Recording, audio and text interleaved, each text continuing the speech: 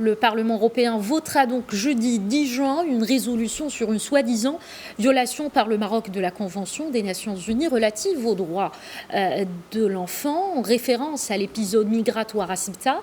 On revient en détail ce soir sur cette information avec Zakaria Boudahab. Vous êtes professeur de relations internationales à l'université Mohamed V de Rabat. Bonsoir, merci d'être avec nous. Bonsoir. Bonsoir madame, merci de l'invitation. Bienvenue. D'abord, quel regard portez-vous sur cette crise maroco-espagnole qui s'invite au Parlement européen, tout en sachant que l'Espagne est l'initiatrice justement de ce projet de résolution, professeur?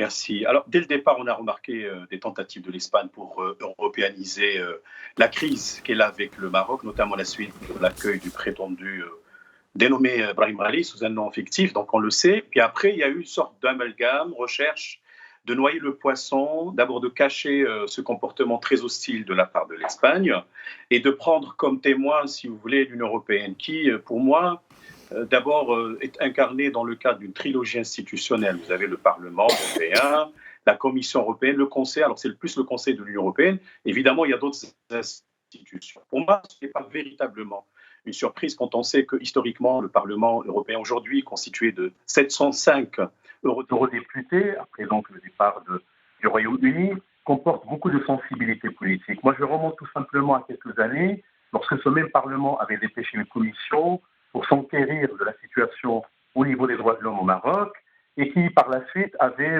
proposé un rapport partial incluant la proposition de proposer ce qu'on appelle un monitoring, c'est-à-dire un mécanisme d'observation des droits de l'homme.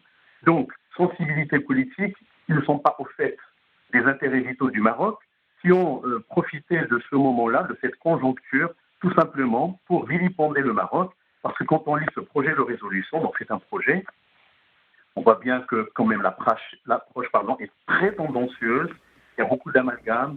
On cite l'affaire Serbe du Sahara, on condamne le Maroc, mais on oublie tout simplement de rappeler les racines de ce problème, ce qui fait que pour moi, première lecture, c'est un rapport qui est tendancieux, très tendancieux même.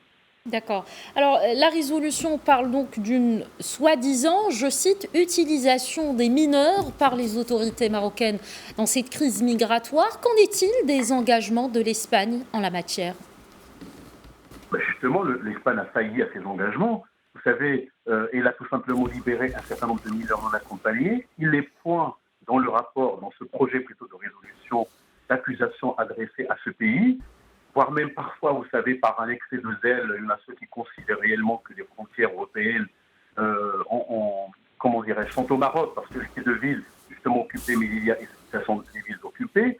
Donc, d'accord, on cache cela, mais en réalité, tout simplement, un tel rapport, vous savez, il bat directement, plutôt, il sape tous les efforts qui ont été menés entre le Maroc et l'Union européenne, tout au moins depuis 2008, avec l'adoption du statut avancé, parce qu'il comporte une dimension politique, le dialogue politique.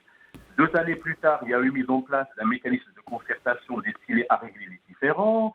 Il y a quand même une évolution remarquable avec, vous l'avez dit dans votre rapport introductif, création d'une commission parlementaire conjointe. Tous ces mécanismes n'ont pas été activés. Malheureusement, encore une fois, le Parlement européen avait montré qu'il est plutôt une institution politique par excellence qui parfois dépasse, à mon sens, ses attributions classiques et s'érige comme une sorte d'épée de Damoclès qui est brandie sur la tête des uns et des autres. Donc, ce qui fait qu'à mon sens, le Parlement européen aurait pu examiner en profondeur cette crise pour d'abord comprendre les tenants et les aboutissants avant d'adopter un projet de ce genre.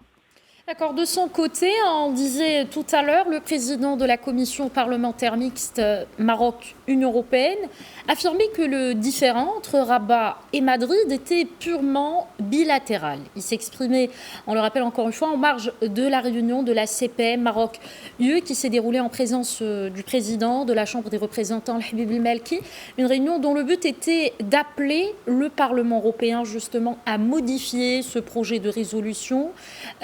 Zakaria Boudahab, à quel scénario peut-on s'attendre selon vous?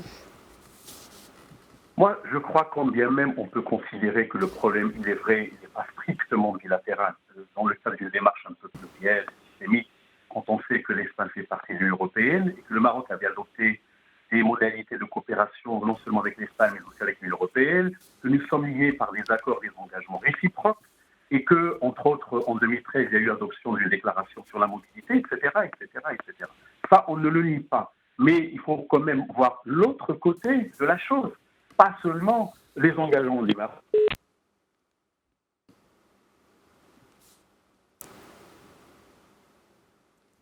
Merci Zakaria Boudab, professeur de relations internationales à l'Université Mohamed V de Rabat. Merci pour cet éclairage.